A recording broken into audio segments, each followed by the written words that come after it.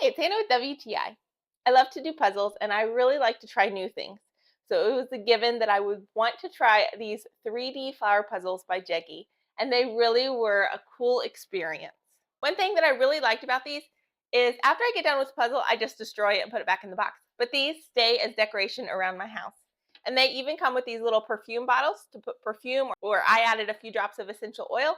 And then every time you walk by your little flower, it actually will smell good, which is really cool. Putting them together was not super difficult as far as knowing where the pieces went. The directions were really good.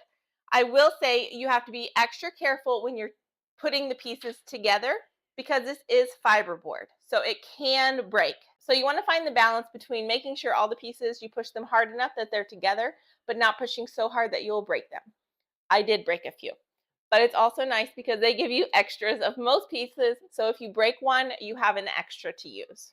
They turned out really pretty and would make a great gift for anyone you know that love puzzles. It comes with a box and it came with two different flowers. This is the rose and the lily, and they were both gorgeous. So if you're looking for the perfect gift for a puzzle lover in your life, or you want to try your hand at something new, I highly recommend these. But that's just my point of view.